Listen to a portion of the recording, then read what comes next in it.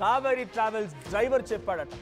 ప్రమాదానికి ముందు 3 బస్సులు బైక్ను గుర్తించి దూరం నుంచి వెళ్ళినట్టుగా గుర్తించారు పోలీసులు. అయితే బస్సు డ్రైవర్ కారణంగానే ఈ ప్రమాదం జరిగినట్టుగా నిర్ధారణ అయింది.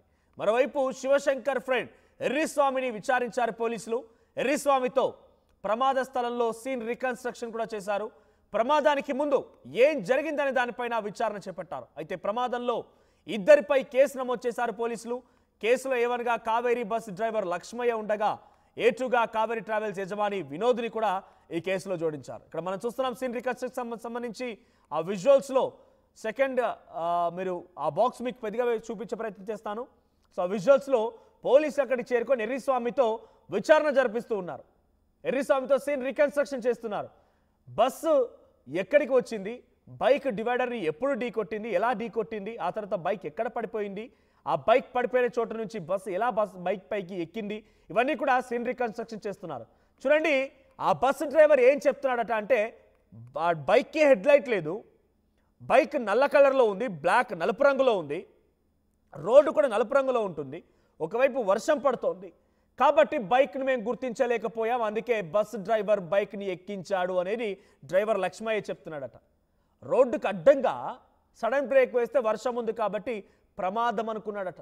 మరి అంతకంటే పెద్ద ప్రమాదం జరిగింది కదా. నాడు రోడ్డుపై బైక్ ఉంటే ఆల్రెడీ ఇంతకంటే మునుపు 3 బస్సులు వెళ్ళాయి, అవి తప్పించుకొని వెళ్ళాయి, నీకు కనిపించలేదా? ఒక పిల్లవాడికి ఇచ్చి డ్రైవింగ్ చేయిస్తున్నావు, రెండో డ్రైవర్ క్లీనరా లేదంటే డ్రైవర్ ఇంకో డ్రైవర్కి ఇచ్చి నడిపిస్తున్నావు బస్ని, మీరు హాయిగా పడుకున్నారా లేకుంటే చూస్తున్నారా తెలీదు. లక్ష్మయ్య అనేటువంటి డ్రైవర్ ఆ రోజు ఆ సమయంలో బస్సు డ్రైవ్ చేయడం లేదు, మరో వ్యక్తి డ్రైవ్ చేస్తున్నాడు, శివనారాయణ్, ఆయన ఆ బస్సును డ్రైవ్ చేస్తున్నట్టుగా చాలా క్లియర్గా అందరూ చెప్తున్న మాటలు అర్థమవుతుంది. ప్రత్యక్ష సాక్షి చెప్పిన మాటలు కూడా చూసాం. తర్వాత ఆయన కాదు బస్ డ్రైవ్ చేస్తుంది ఇంకొక వ్యక్తి, కానీ లక్ష్మయ్య ఏం కారణం చెప్పాడట అంటే అది నలుపు రంగులో ఉంది వాహనము, బైక్ నలుపు రంగులో ఉంది, రోడ్డు నలుపు రంగులో ఉంది, వర్షం పడుతోంది, సడన్గా బ్రేక్ వేస్తే ప్రమాదమని ఆ బైక్ ఎక్కించుకొని వెళ్ళాం, మాకు కనిపించలేదు ఆ సమయానికి అని చెప్పాడట. మీకు కనిపించకపోవడం అది కనీసం తాకిన తర్వాతైనా ఆపాల్సింది, వెంటనే ఢీకొట్టిన వెంటనే ఆపాల్సింది, కొంచెం పక్కకైనా ఆపాల్సింది. ఒక 100 మీటర్ల తర్వాతైనా మెల్లగా నువ్వు పార్కింగ్ లైట్ చేసుకుని వెనకాల వచ్చే వాహనాలు స్లో అవుతాయి కదా. 300 మీటర్ల వరకు నువ్వు ఆపకుండా వెళ్ళావనంటే అర్థమవుతోంది దాని పట్ల ఎంత నిర్లక్ష్యంగా ఉన్నావనేది. తాకితే తాకింది పోతుందిలే అదే అనుకున్నాడేమో బహుశా, లేకపోతే ఆ చిన్న వాహనం కదా, నేను చాలా పెద్ద వాహనం, అది స్లీపర్ ఉంది, నేను చాలా పెద్ద వెహికల్ నడుపుతున్నా, నేను నాకు అదేమై ఉంటుంది అని రకంగా వ్యవహరించి ఉంటాడు. సో చాలా క్లియర్గా డ్రైవర్ నిర్లక్ష్యం కనబడుతోంది. ఇప్పుడు పోలీసులు కేసు నమోదు చేశారు. A1గా లక్ష్మయ్యని, A2గా అటు వినోద్ని, ఎవరైతే బస్సు యజమానున్నాడో యజమాని కూడా జోడించినట్టు తెలుస్తోంది. సో ప్రస్తుతానికి ఈ ప్రమాదంలో 19 మంది సజీవ దహనమయ్యారు. అయితే బైక్ కనిపించలేదనే ఒక అసమర్థమైనటువంటి ఒక సమాధానాన్ని బస్ డ్రైవర్ చెప్తున్నా మనం చూసాం. మా ప్రతినిధి హుసేన్ సిద్ధంగా ఉన్నారు.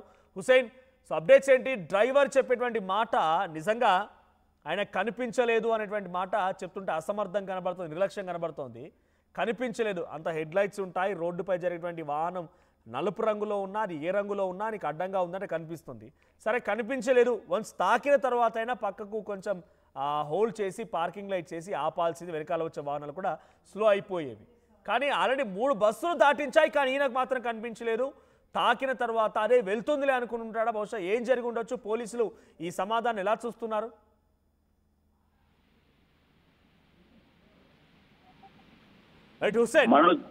మనోజ్, కర్నూలు జిల్లాలో జరిగినటువంటి ఘోర రోడ్డు ప్రమాదం ఏదైతుందో ఈ ప్రమాదానికి కారకులు అయినటువంటి వ్యక్తులు, ఒక వ్యక్తి శివశంకర్ చనిపోవడం జరిగింది. అయితే ఆ నిర్లక్ష్యంగా డ్రైవింగ్ చేసినటువంటి లక్ష్మయ్య నిన్నటి రోజున పోలీసులు అదుపులోకి తీసుకున్నారు. ఈ నేపథ్యంలో తాను పోలీసులకు ఇచ్చినటువంటి స్టేట్మెంట్ అత్యంత బాధ్యతారహితంగా ఇచ్చినట్టు మనకు తెలుస్తుంది. ప్రధానంగా కర్నూలులో ప్రధానంగా కీలక మలుపు తిరుగుతుంది. విచారణలో కీలక విషయాలు చెప్పారు డ్రైవర్ లక్ష్మయ్య. బైకు నలుపు రంగుగా కారణంగా చీకట్లో నాకు కనిపించలేదు, వర్షం సడన్ గా అదే సమయంలో భారీగా వర్షం పడుతున్నటువంటి నేపథ్యంలో సడన్ గా బ్రేక్ వేస్తే ప్రమాదం ఎక్కువ స్థాయిలో ఉంటుందనేసి ఊహించి కావేరికి సంబంధించినటువంటి డ్రైవరు ఆ స్టేట్మెంట్ ఇచ్చినటువంటి ప్రమాదానికే ముందే 3 బస్సులు బైకును క్రాస్ చేసి ముందుకు వెళ్ళిపోయినట్టు అతను స్టేట్మెంట్ ఇచ్చాడు. అంటే బస్సులు ముందుగా వెళ్ళిపోయింది ఎలా గుర్తించాడు అనేటువంటిది ఇక్కడ మనం అనుమానం వ్యక్తం అవుతున్నటువంటి అంశం. దీంతో పాటు దూరం నుంచి వెళ్ళినట్టు పోలీసులు కూడా గుర్తించినట్లు చెప్తా ఉన్నటువంటి పరిస్థితి. బస్సు డ్రైవర్ కారణంగానే ఘోర ప్రమాదం జరిగినట్టు నిర్ధారణకు వచ్చారు. మరోవైపు శివశంకర్ ఫ్రెండ్ ఎర్రస్వామి ఇచ్చినటువంటి స్టేట్మెంట్ చూస్తే అంతకంటే ముందు ప్రమాదం జరిగిన తర్వాత ఎక్కడైతే రోడ్డు డివైడర్ ఢీకొట్టి మేము రోడ్డు మీద పడిపోయినటువంటి నేపథ్యంలో తన మిత్రుడు పక్కనే శ్వాస ఉందా లేదా అనేసి తట్టి లేపినా కూడా లేకపోవడంతో చనిపోయాడని నిర్ధారించుకున్న తర్వాత రోడ్డు పైన ఉన్నటువంటి బైక్ లాగేటువంటి ప్రయత్నం చేస్తున్నటువంటి క్రమంలో తాను పోలీసులకు ఇచ్చినటువంటి స్టేట్మెంట్ ప్రకారం బస్సు క్రాస్ అయి ముందుకు వెళ్ళిపోయింది. ఆ తర్వాత వచ్చినటువంటి కావేరీ బస్సు ఢీకొట్టిందనేసి స్పష్టంగా చెప్తున్నటువంటి అంశం. అయితే నిర్లక్ష్యంగా డ్రైవింగ్ చేసినట్లు, నిర్లక్ష్యంగా వ్యవహరించినట్లు డ్రైవర్ చెప్పినటువంటి లక్ష్య స్టేట్మెంట్ మనకు నిర్ధారణ చేస్తుంది. అంటే ఎర్రస్వామి ప్రమాద స్థలంలో సీన్ రీకన్స్ట్రక్షన్ చేసిన తర్వాత ప్రమాదానికి ముందు ఏం జరిగిందనేటువంటి దానిపైన పూర్తి స్థాయి విచారణ చేపట్టారు పోలీసులు. అయితే రీకన్స్ట్రక్షన్ చేసేటువంటి సమయంలో ఎర్రస్వామితో పాటు మన ఎవరైతే డ్రైవర్ లక్ష్మణ స్టేట్మెంట్ కూడా ఆధారంగా చేసుకుని ఎర్రస్వామితో రీకన్స్ట్రక్షన్స్ కు వెళ్లారు. రీకన్స్ట్రక్షన్ చేసేటువంటి సమయంలో అక్కడ scene to scene, pin to pin జరిగినటువంటి అంశాన్ని పోలీసులు క్షుణ్ణంగా విచారణ దర్యాప్తు చేసినటువంటి పరిస్థితి మనకి స్పష్టంగా ఇక్కడ కనిపిస్తున్నటువంటి డ్రైవర్ లక్ష్మయ్య ఇచ్చినటువంటి స్టేట్మెంట్ తను ఎంత నిర్లక్ష్యంగా ఉన్నాడు, కనీసం ఎదుట అంటే చాలా వెళ్తురుతూ ఉంటుంది, భారీగా అంటే మా ప్రైవేట్ ట్రావెల్స్ బస్సులో అన్ని రకాలుగా సౌకర్యాలు ఉంటాయి. దాంతో పాటు ఎదురుగా ఫ్లడ్ లైట్ కనిపించాలంటే సుమారుగా 1 కిలోమీటర్ 2 కిలోమీటర్ల దూరం వరకు కూడా ఆ ఫోకస్ లైట్లు ఉన్నటువంటి పరిస్థితి. షార్ట్ గానీ లాంగ్ ఉన్నటువంటి ఆ ఫోకస్ లైట్స్ కూడా స్పష్టంగా కనిపిస్తాయి. తనకు కనిపించలేదు, నల్ల రంగు బైక్ పడి ఉండడం అనేటువంటిది తన బాధ్యత. నిజంగానే అసమర్థమైనటువంటి సమాధానం 19 మంది ప్రాణాలను తీసింది.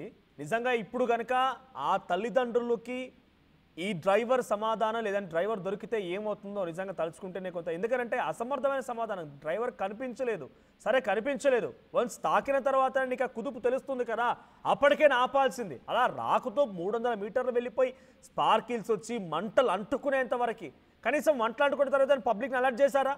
అది కూడా జరగలేదు. మంటలు అంటుకోవడం, వెంటనే వాళ్ళు దిగిపోయి దాన్ని మళ్ళీ బయటికి లాగడం కోసమో నీళ్లు చలార్చడం కోసం ప్రయత్నం చేశారని చెప్పి ఫిర్యాదు కాపీలో రమేష్ అనే వ్యక్తి కానివ్వండి లేకుంటే ప్రత్యక్ష సాక్షులు చెప్తున్న అర్థమవుతోంది. పబ్లిక్ని అలా ప్యాసింజర్స్ని అలర్ట్ చేయలేదు, వన్స్ కుదుపులో ఉన్నవగానే ఆపలేదు. ఇప్పుడు ఒక సమాధానం, ఈ సమాధానం వల్ల ఎవరికి ఒరిగేదేంటి?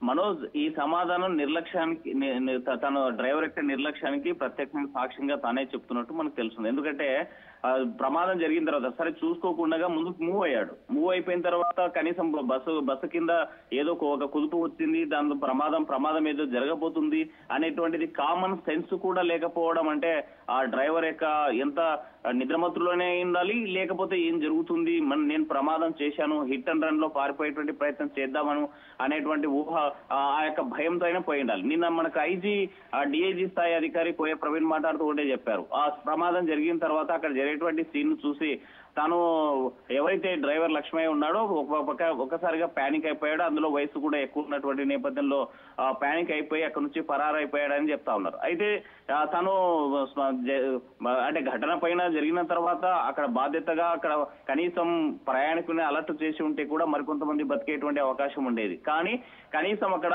మరో తన తోటి ఉన్నటువంటి కొలికు ఎవరైతే ఉన్నారో 26 ఏళ్ల యువకుడు ఎవరైతే ఉన్నారో డ్రైవింగ్ చేసినటువంటి వ్యక్తి అతను తనకి సహాయం మరింత సహాయం చేసింటే కూడా ఇంకా ఇంత ప్రమాదం జరిగేది కాదు, ఇంతమంది మృత్యువాత పడేవారు కాదు. కానీ అక్కడ నుంచి ప్యానిక్ అయ్యాడనేటువంటి భయంతోనూ పారిపోయినటువంటి ఘటన గతంలో కూడా మనం చూసాం. 2004లో జరిగినటువంటి లారీ సంఘటన, అంటే తను లారీ డ్రైవర్ గా పనిచేసేటువంటి క్రమంలో చెట్టును ఢీకొట్టి అక్కడ పడిపోయినటువంటి నేపథ్యంలో ఆ ప్రమాదంలో ఎవరైతే క్లీనర్ కూడా చనిపోయాడు. అక్కడ కూడా అతను పారిపోయినట్లు మనకి రికార్డెడ్ ప్రకారం తెలుస్తుంది. అయితే ఇక్కడ ఘటన జరిగిన తర్వాత బాధ్యత ఉన్నటువంటి డ్రైవరు ఇంతమంది ప్రాణాలను తన చేతిలో పెట్టుకొని హైదరాబాద్ నుంచి బెంగళూరుకు తీసుకెళ్లేటువంటి వ్యక్తి ప్రతిరోజు 50-60 మందిని, అంటే అటు హైదరాబాద్ నుంచి బెంగళూరు నుంచి హైదరాబాద్ తీసుకెళ్లి వాళ్ళ విలువైనటువంటి ప్రాణాలు దాంట్లో చిన్నారులు ఉంటారు, ముసలి వాళ్ళు ఉంటారు, వృద్ధులు ఉంటారు, వయసు ఉన్నటువంటి కుటుంబాలకు సంబంధించినటువంటి ఇదంతా కూడా జాగ్రత్తగా భద్రంగా చేస్తాననేటువంటి భరోసాతో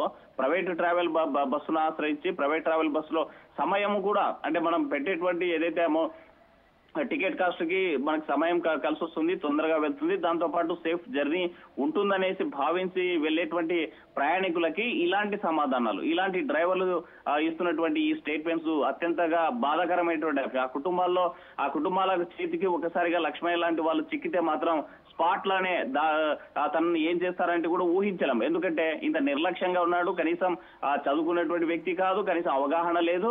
జరిగినటువంటి ఘటన తర్వాత చింతించాల్సినటువంటి వ్యక్తి కానీ బాధ్యత లేకుండా నేను ఇలా అక్కడ నేను చూసుకోలేకపోయాను, నాకు కనిపించలేదు, రోడ్డు మీద ఉన్నటువంటి వాహనం అక్కడ పడి ఉన్నటువంటి నేను గమనించలేకపోయాను అని చెప్పి చెబుతున్నటువంటి లక్ష్మయ్య ఎప్పుడైతే బస్సుకి సడన్ గా బస్సు కింద పడినటువంటి తర్వాత ఏదో కుదిపింది, కనీసం కంట్రోల్ బస్సు కంట్రోల్ చేయడానికి